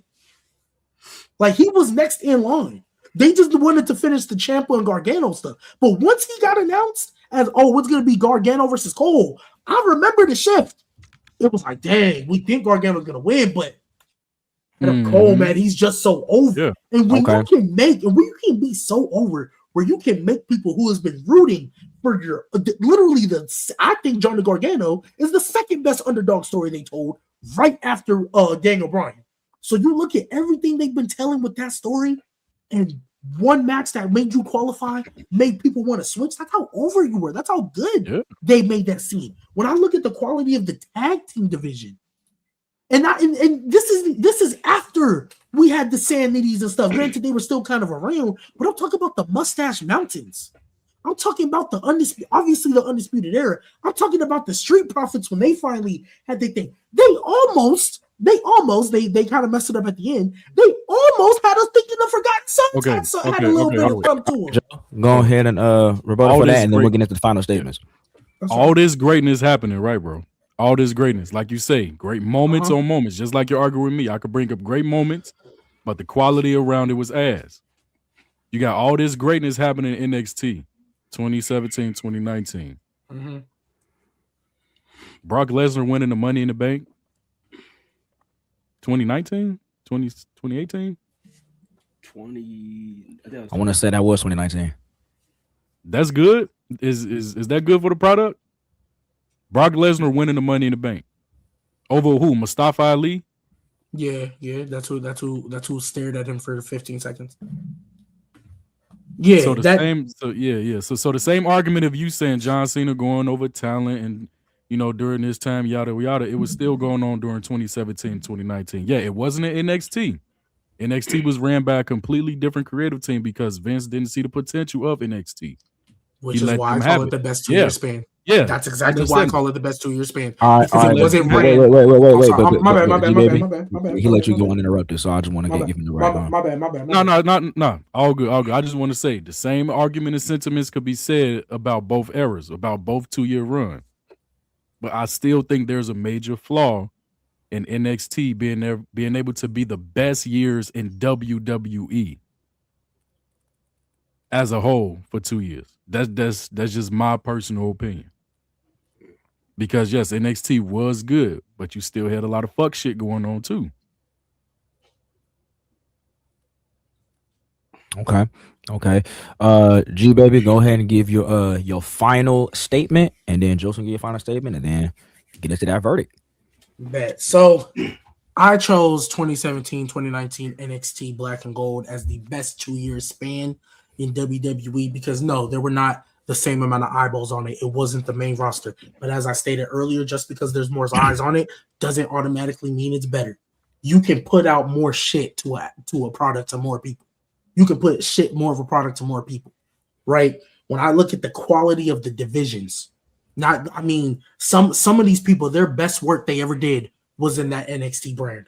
They got up to the main roster, all of a sudden, their aura plummets to the earth. Finn Balor still ain't recovered from NXT, but when he was down there, especially in the second run, some people argue that was damn near his better one. When I look at the totality of the men's division, the women's division, the tag team division, even the lower mid-carders, it was way, way better quality than the main roster those years and main roster 2012, 2014. NXT, unfortunately, is never going to be able to have the top heavy moments of the John Cenas, the Rocks. They're never going to be able to have that. I don't care who's in there, unless John Cena shows up there himself in his prime. They're never going to be able to have that. I acknowledge that. However, that doesn't mean it's better, because if you go quality-wise, Yes, your main roster in that time, you can have some top heavy matches, you can have some top heavy moments, but when we look at all the moments that we have in NXT, the quality doesn't come close. In most of this conversation, I think we spent time on main roster women 3 times in total, and 2 of them were bad. 2 of the times we talked about it were bad. And that's all they got. We really didn't talk about the tag teams that much. You had your Cody Rhodes story and Dustin Rhodes overcoming the Shield, and the Shield were tag titles for a minute. But them tag titles didn't feel that important that much either. You never felt that way in NXT. You felt every title mattered. You felt every match they put on the PLE mattered. And that's the key thing. Yeah, you might have your Brock Lesnar breaking the streaks. You might have your Daniel Bryan overcoming adversary 2 match in one night. All right, after you might this have point, your CM. Yeah, I got you. Yeah, after this point, go ahead. You might have your CM Punk Undertakers. Cool. But there were so many things that happened around that the gap was so wide. Whereas NXT, you had your top tier stuff, and then everything happening around it was floating right up under that level. The quality is why 2017, 2019 NXT is the best 2-year span. Joseph, go ahead. Ooh, I can respect that. So the reason I chose 2012 to 2014 is because it laid the foundation of the next 2 decades in WWE. From CM Punk leaving to Daniel Bryan being chosen, to John Cena and The Rock, to the Undertaker streak being ended, to the end of an era matches, to Shawn Michaels and Undertaker, to Brock Lesnar and CM Punk. All these names, all these moments, all these great stories, even though they were good matches, they were also good stories as well, that still built the foundation of the wrestling we see today. Prime example, I just brought him up at the beginning, didn't bring him up ever again, Roman Reigns. We still getting chair shots from damn near 2 decades ago that happened in 2012 to 2014.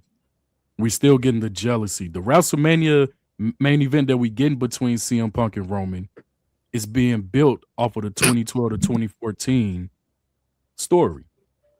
It's being built of him hating him, of him, oh, I didn't choose you. Yeah, I know you didn't choose me. You chose another guy to be in the Shield, yada, yada, woo, woo. But just my point of choosing 2012 to 2014, the wrestling we see today, the wrestling we saw in 2017 to 2019, the wrestling we saw from any point, that point forward, wouldn't happen if 2012 to 2014 didn't happen the way that it did. That's it. All right. This was some straight up squabbles. I fucked with this debate heavily. Now, if y'all saw me, right, I was really being the Flash, you know what I'm saying, trying to get, their points and typing them out. And the way I saw this, right, it was broken down in categories. You have match quality, you have storytelling consistency, roster depth, women's division, star power, culture impact, and mainstream success. And I do think that the person who took 4 of those categories to their opponent's 3 is Gbaby. I think that Gbaby 100% won in this debate. I think that he completely dismantled Joseph's era's weaknesses. Right, he brought up the bad gimmicks, poor booking decisions. He highlighted top heavy structure. He showed a lack of consistency outside the main event. I don't think you fully countered that. Gbaby used a strong use of the word best. You used the word greatest, and that's not what the debate was about. I think Gbaby had better rebuttals. I think the depth in his arguments also hit. He really couldn't prove that the mid card division and the tag team division, women's division felt important like Gbaby did. Yeah. I think that's why Gbaby won. You know what, Gbaby? Appreciate the classic, bro. Of course, man. I told you it was gonna be a banger. I told you 3 weeks ago it was gonna be a banger, man. Straight You know what I mean? Hey, we straight grabs around here. Got it done. You know what I mean? Appreciate all my G maniacs out there. I had to come through to talk with Blaze, let them know what's good. And I just want to say, you feel me? Even though I know what the chat be doing and all that, Donney, me personally, you can fire Mo as many times as you want. Mo can be Seth Rollins. Mo can be Seth Rollins. You could call me CM Punk because I can't stand that man. So you can fire Mo as many times as you want. I don't know what type of timing you want with everybody else, but you can fire Mo as many times as you want. Love this guy. You know what I mean? Hey, shout out No. Hey, you know what I mean? Hey, shout out No Name Wrestling. The man. Hey, he never show up to work for that. But shout out. Shout out No Name. Shout out Top of Blaze. Shout out everybody in the chat. You feel me? Baby, man. Appreciate Mo, you talk about you had my back, brother. You're my arch enemy. I hate you. Yeah, I hate you. I love this guy. Like I could have sworn I said this 3 weeks ago, but Joseph, I did not want to have to do this to you. You're my God. I didn't want to. I told you, may the best man win. May the best man win. And I was with that because if Mo was here, I am the best man. So he couldn't have won. I am the best man. He couldn't have won, and I would have torn him to shreds. Mo, I hate you. Yeah, I'll see you Sunday. I'll see you Sunday, Mo. That's why. Hey, you know what? Hey, you want to know why I'm gonna see you Sunday? Because you got fired here. Now you got to show up to your other job.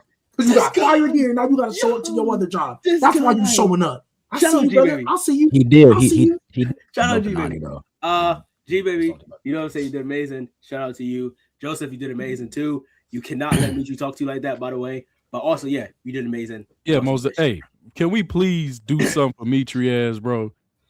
I'm tired of his malnourished mosquito looking ass, bro. Okay, we're gonna talk business. We're gonna talk business.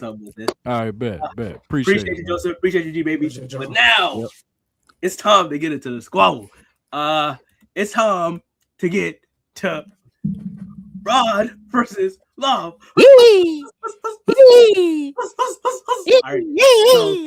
All right. So look, chat, I appreciate y'all. Make sure y'all like up the stream. Make sure y'all join up the Discord and do all that. Sub up to the channel. Me and Siah gonna be watching the match just like y'all. That is the main event for tonight. Make sure y'all tune in next week. Fatal 4-way next week for the TWB World Title. We got Trent, Bird, Jay, T.O. for the TWB World Title. So yeah, that's that. It's time for the match. Siah, you ready? Come on, man. Let's run that shit, man. Oh man, it is time for I'm trying to give him a nice warning. I'm trying to give him a warning here. I'm not really worried about it. Oh, look at the crazy guy. Hide the kids. You're a charity case here. At this point right now, he's not a threat. You're not like that. We all know you're not like that. He's clinically insane.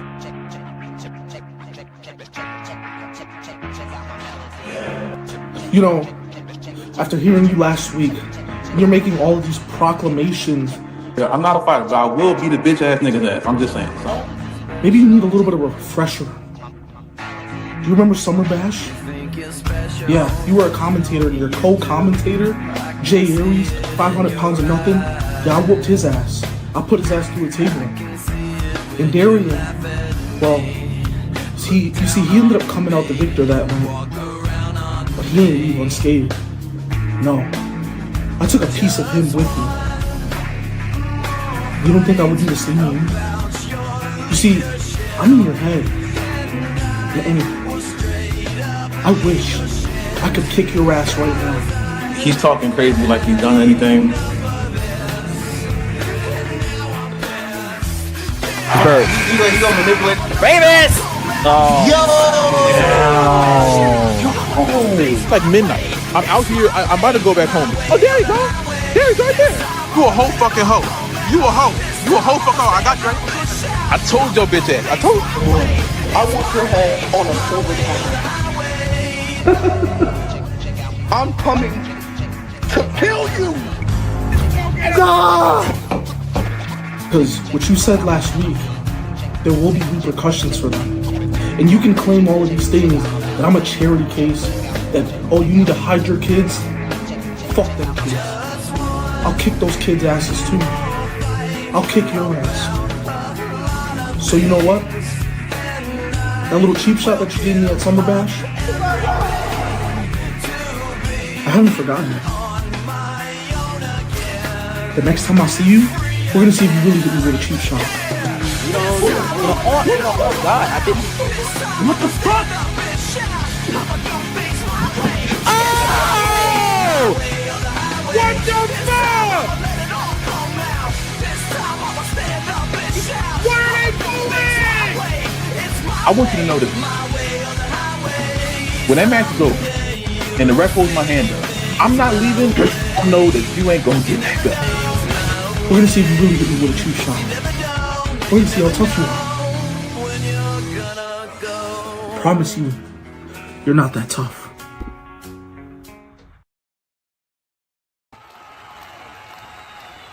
The following contest is a 3 stages of hell match. The first match will be a straight up wrestling match. The second match will be a tables match. And if there is a third match, that will be a last man standing match.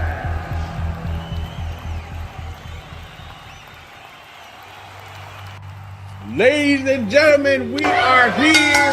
WrestleTokMania. You hear me in the commentary booth. You already know what time it is, man. It's the Draw J. Ariez on commentary with my wonderful, amazing, illustrious podcast host, Wrestle Spot. BTBC is back on commentary for another one of Rod's WrestleTokMania matches. Now, Wrestle Spot, we saw what Rod did to Tommy last year. Howard slammed him through the damn table, sent his ass packing. What do we think is going to happen in this 3 stages of hell match tonight? Before we get to that, I just gotta say I'm happy to be here another year. Last time I was here, I was actually in a match with Rod Hardy, so I have a little bit more to input than I did last year. Oh my goodness. By the way, this is 3 stages of hell. First one is pure wrestling, pure graps. I would have to imagine, with the more experience that he had on top of Blaze, Rod has the advantage here. Yeah. Woo! He seems a little shaken. Not even a minute of the match. That leg's already bothering him.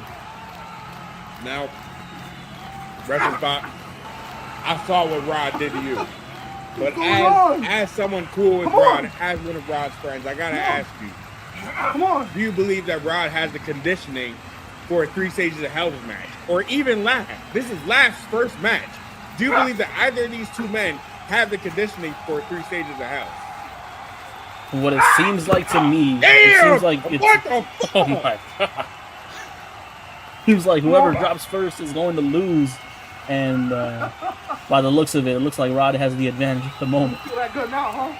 There goes that vintage Rod Hardy laugh that has haunted me, it's haunted you, and it's haunted Laugh Not Famous.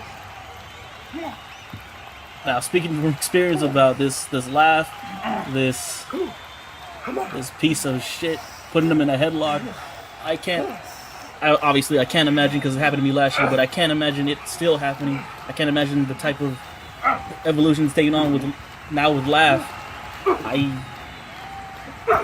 Punch to the gut, punch to the gut, punch to the head. Hold on. He's getting a little offense. Hold on. Laugh is now working Rod Hardy with the punches. Hold on. And Laugh is now getting on the offensive with Rod Hardy. Oh my God! With a running right to Rod Hardy. Sending Rod crashing down. I don't think Rod can withstand this offensive flurry from Laugh Not Famous. Now Laugh with that high-pitched voice, you know he's got something cooking. You see the weapons there, all the furniture for later on in this match will not be used just yet. Come here. Oh my God! Throwing him into the cage now. Rod has the laugh, the loft, has the shit talking, and he's using it right now. Now, for those that don't know, for this 3 stages of hell match, they had to go somewhere deep. They had to go somewhere dark. That cage has been reinforced so that these 2 men don't break it and cause the city damages. And I'm not gonna lie, I can see that they're in a different location than where me and him were filmed, where you and him were filmed. I'm assuming y'all are not allowed out there anymore. Yeah, as much heat as me and Rod had picking him up, it seems to me I'll send him back down. And it seems to me, Wrestle Spot, that Laugh was not ready for this match. Just like how I did your brother. Oh my, he's talking. He's talking. Let me ask you. Talking crazy. Rod Let Hardy me ask talking you. crazy. Because I've been in the match with him. You've been in the match. I said I'll be there. Rod Hardy, although we have had our differences, Rod Hardy has shown that he can be a stand-up guy. Look, think about what Rod Hardy did. Who wants the pressure of a world title match at WrestleTokMania? Rod made it, so all Laugh had to do is focus on him. Hold on, Rod talking crazy. Let's listen to this. He's not. I told you. I told every single one of you. Lafayette is not made for this right here. It's my domain. He's got to earn it. Famous sagging on the battlefield right now as Rod picks Laughs up and sends him into the steel cage. Sends him into the cage again. And hold on, who is that cameraman? That cameraman looks awfully familiar. Listen, a piece of shit, but nevertheless. I was gonna say he looks heaven sent. Okay. Oh my God! What the fuck is the cameraman looking at? Oh my God! Oh, calm down.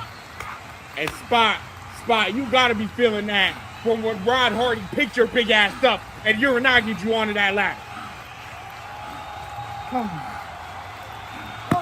You know, I thought you were a friend. I didn't really want to bring this up, but you gotta remember when he broke into your house and beat the shit out of you as well.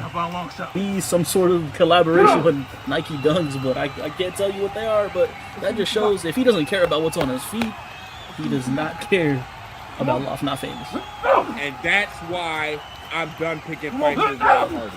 If he is willing to fight you in some Travis Scott collaboration shoes, what else is he willing to do? He might fuck my girl. Oh my God. Probably already has. He probably already has. But Loft Not Famous. But Laugh, oh my God, the running knee into the cage, Wrestle Spot. Laugh with the knee into the cage. And Rod felt all of that Philly impact. In the abdomen area. But he is still on his feet. Loft is still catching breaths right now. What's going on? Oh my God, child. You know, Rod with that perfect physique, he got to be feeling it in his abs. He got to be feeling the pressure of what Laugh's bringing. But Rod, my God, Rod is just continuing. Come on, man. Rod Hardy got to be the best trash talk. Hey, the way it's looking, Laugh might have to change that to give up sometimes. Oh, what's this? Okay, hold on, a little bit of a technician, Laugh Not Famous. Famous. Him down. Hold on, he's getting behind him. It's stroke. What? He's working him now. Curve Hold stop. on. Oh, the Laugh stop. The Laugh stop. Oh my God. One, this could be two. 1, 2. Rod with a kick out. Oh my goodness. One, two. Nothing. Time, and we're still only in the first fall. It seems to me that Laugh can't take it anymore. I don't know how much longer Laugh's going to be able to withstand this. Rod Hardy is in the perfect physical condition. Don't let his body confuse you, ladies and gentlemen. Rod Hardy is in peak physical form right now, and he's laying an all-out assault to Laugh Not Famous. It's time to go, man. He's telling him it's time to sleep. This first one's going to be over, right? He's telling him it's over. Oh, and Rod, he's going for that. Stunner. Oh, my God. The Rod stunner. The Rod Hardy stunner. And that's got to be it for the first fall. 1, 2. What? He used his resiliency. What are you doing? Oh, wait. Do you not know how to count? Isn't that? It's 1, 2, 3. That's that same referee. Get the hell out of here! I remember what you did to me last time. Oh, that I'm is not letting him. that shit That's happen again. The referee just told Rod to kick his ass. You know what? He grew a pair. He's telling Rod exactly where he can stick that pinfall. And you know what? Respect. 1, 2. You remember last summer, Wait, Rod uppercutted the referee straight to bars. And I think he might be looking. I think he's about to Laugh with a roll. 1, 2, 3. Oh my God! Laugh snuck away with the first fall.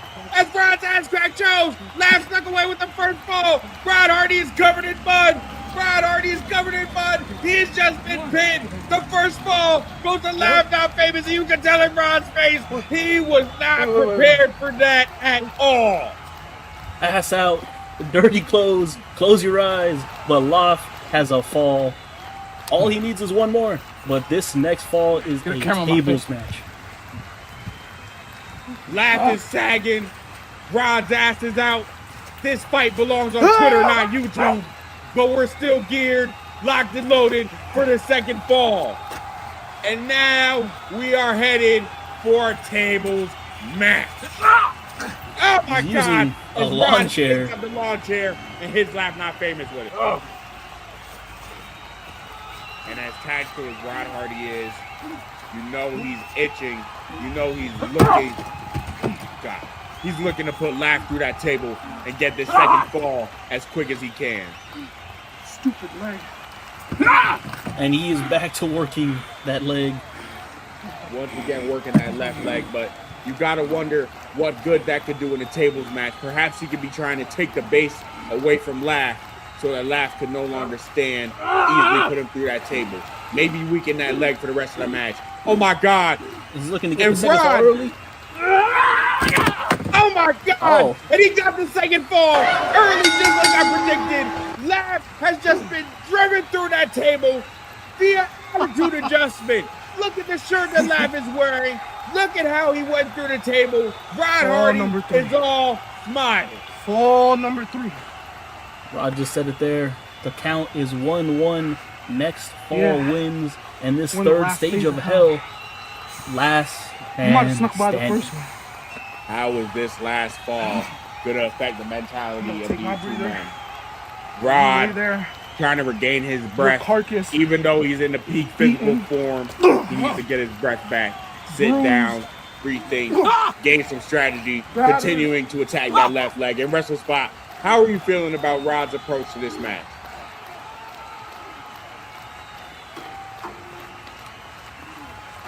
Steel chair and Rod Hardy are not a good combination, I can tell you, first and foremost. No. And he's going to attack that leg. Rod Hardy is going to make it so Laugh Not Famous cannot stand. And I hate the guy. I hate you, but that is one of the smartest strategies you can use on the last man family. Savage! Why are you counting?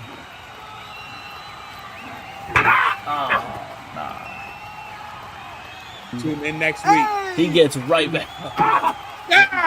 Tune in next week. See me retain the world championship against 3 clowns. Oh my goodness. Oh, come on, Rod. Guys, Laugh is going to have to go to the hospital after this one, guys. I don't think Laugh is going to be able to take this much more longer. Four, 5. Oh, and Rod is grabbing that ladder. You thought Rod in the chair was bad? Wait till you see what Rod Hardy does with the ladder. And I know when you see that ladder, you get PTSD, Wrestle Spot, don't you? I absolutely do. I hate to admit it, but I'm a man and I'm honest. I hate Rod Hardy and I hate that ladder. Trying to make it whatever he can right. Counting a rope break in a fucking last man standing match. Who the hell do we have as a referee? Oh my gosh. This actually is so restart the count. I can't even think it. 8.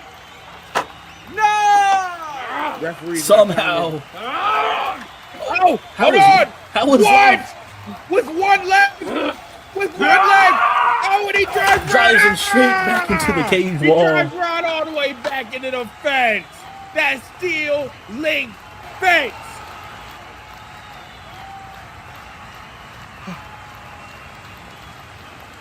And Rod is in pain, but he's somewhat taking a rest right now.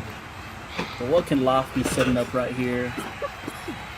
What is Rod thinking? What it looks like is, y'all know Loft is a Jeff Hardy fan. Wrestle Spot. This is why we're locked in, because you just read my mind. As Laugh hits the poetry in motion. Poetry in motion. Self-assisted by Laugh Not Famous. On to Rod Hardy. Onto the ladder. into the steel link fence. And guys, is this gonna be the start of Laugh Not Famous comeback? Can Laugh And I Not know what- Famous come back in this match? I know what some of the chat might be thinking. That might have been just as dumb for Loft to hit that. But in a match like this, you got to put your body on the line. You got to sacrifice your own health to win. And that's just what he's doing right now.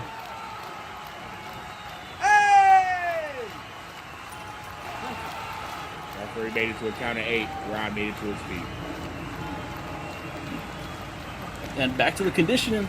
Rod was able to look better getting up than Loft did at the moment with a bad round. Telling you, bro, Rod is in a phenomenal physical condition. I've been working with Rod. I've been training Rod. See, me and Rod, we've been connecting lately. And I've been gearing him to win this matchup. And you know We what? I need hate Rod you for to win that. this match. We do not. I hate you for that. And I will continue to pray that Loft gets the win here. As the face of the year, as a man of the people, I know what the people want. And the people want to see Rod Hardy go over in this match. Ow! And Laugh has just been striking the head of Rod Hardy. The last man standing match off. Let him stay on the ground. You win.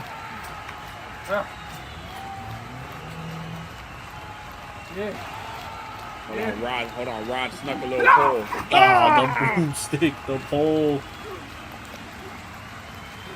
And you know what? You're welcome, Rod. I beat the shit out of you with a pole like that in the summer. It looks like you finally learned how to use it yourself. And it looks like Rod's about to go to batting practice. You swing like a fish. Oh. Hold on. That's all you got? Yeah, Loft. Oh, never mind, Loft. Oh, now he's jamming that pole in the Laugh's neck. Rod is jamming his pole in Laugh's neck. Like a punk ass bitch. He's still, Loft is still talking He to the said he pain. swings like a punk ass bitch. And Rod's gonna show him what a punk ass bitch swings like, but hold on. Laugh grabbed the pole. Kick to the Laugh shin. caught Rod's shaft. Is what? Excuse me?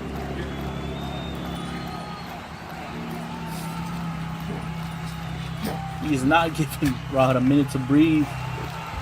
Staying on him, and he's getting the trash can.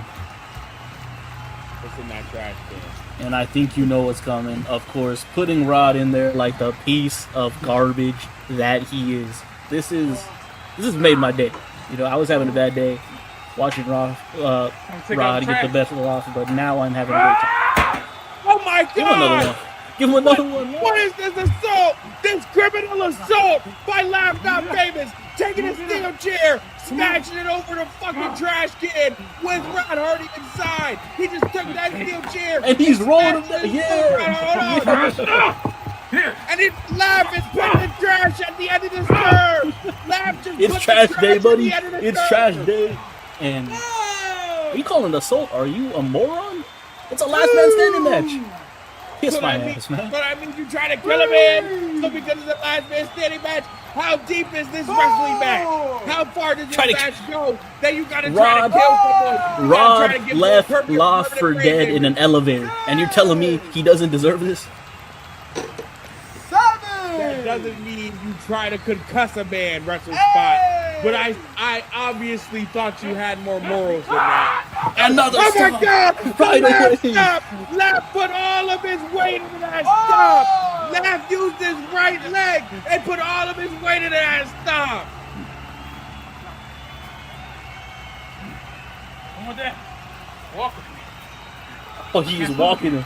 He is walking him. He's walking the dog right now. I don't believe this. Put that shit.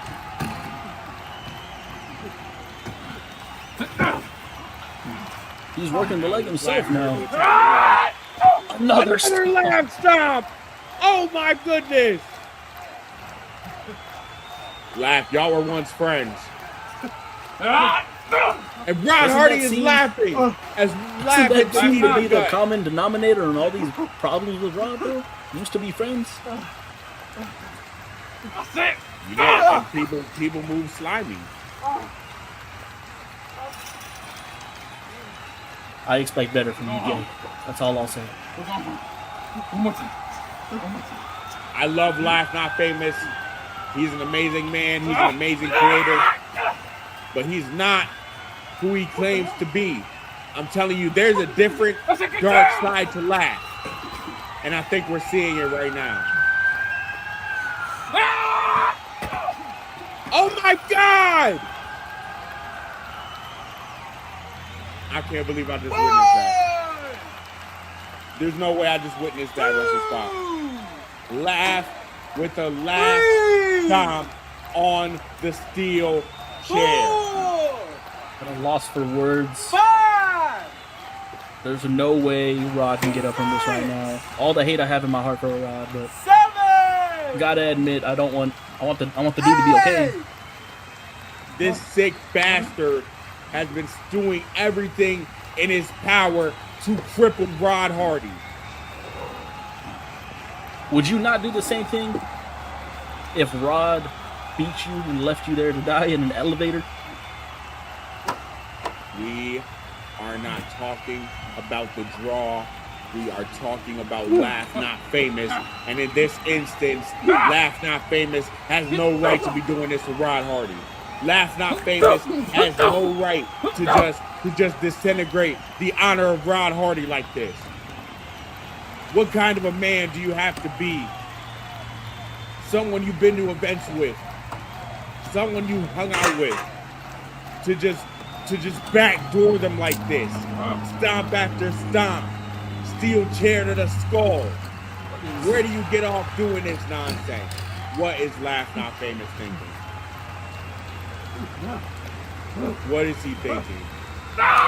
Oh no! Calling him Darby, not famous. A fucking coffin drop. From the top of the ladder. One, two. With this son of a bitch. Laugh Not Famous with a coffin drop off the top of the ladder.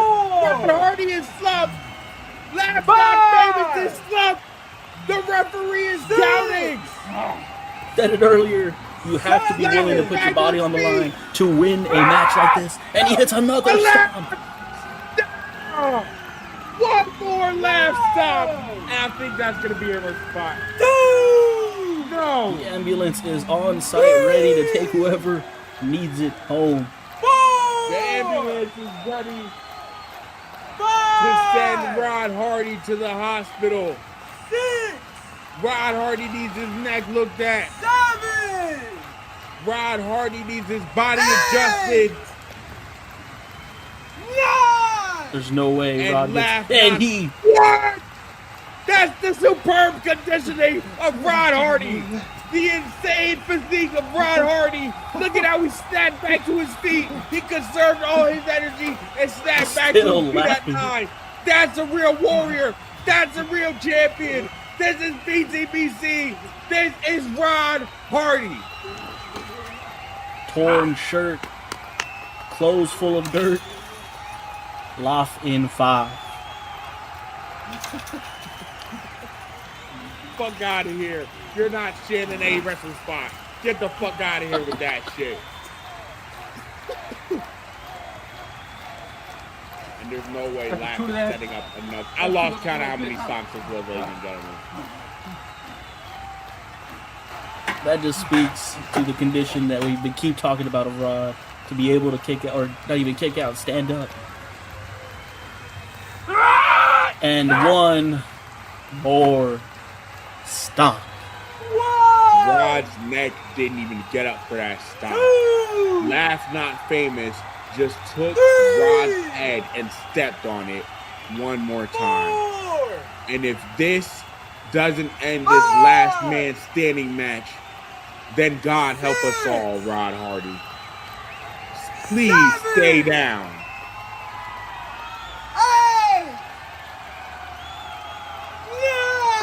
And he's...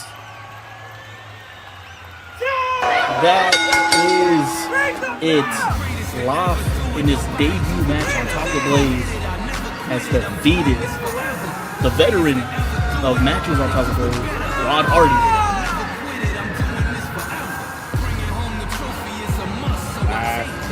Famous has finally beaten Rod Hardy.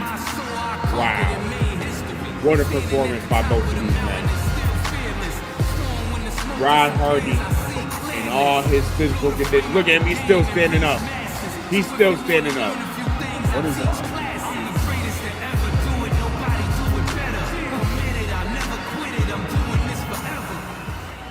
How is Rod Hardy able to stand up?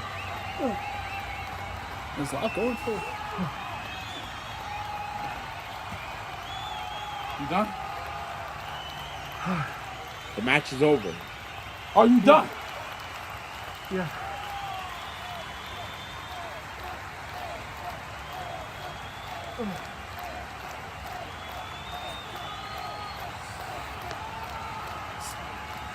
Rod Hardy trying to A shake sign back, of man. respect. After all that, That's how you do it. And you know what? Kudos to Rod, especially kudos to Live. After all that and beat his ass and still give him a sign of respect. Nothing I can hate about that.